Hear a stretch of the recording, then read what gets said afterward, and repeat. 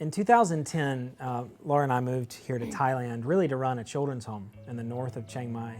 And at that time, we didn't know anything about human trafficking. We were here to help the impoverished, really, the global poor.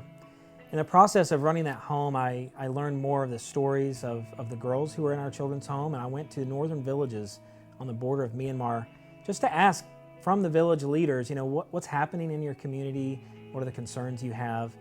And I was introduced to human trafficking as really a pretty substantial issue here in Southeast Asia. It wasn't long after that I attended just a seminar with the Thai Royal Police, and they split the room up between intervention, prevention, and aftercare. And I didn't know much about it, and it was like, the sea parted, and most organizations went to prevention and the others went to aftercare. Almost no one was left for intervention, and I had no dog in the fight, so I just decided I'd stick in intervention. I'm a problem solver and I wanted to make a difference.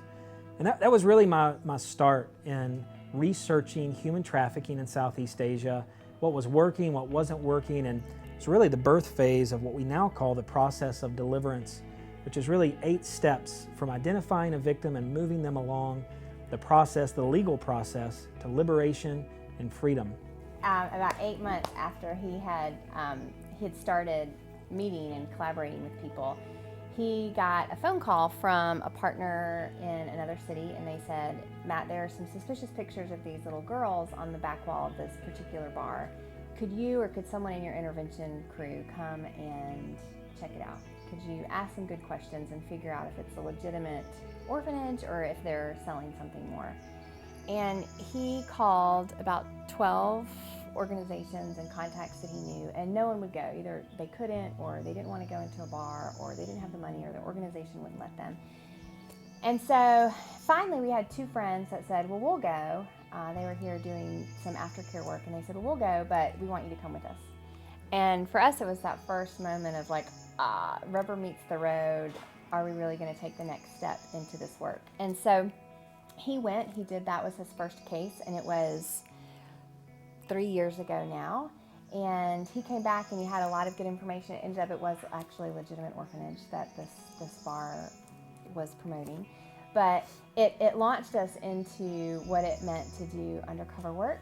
He began working with the local law enforcement and began connecting with other investigators from other organizations that were kind of underground or independent or working independently of each other. And we recognized that the people that we were working with, they needed a few things to be successful, and that included the local law enforcement. They needed finances to do the cases. They were grossly underfunded.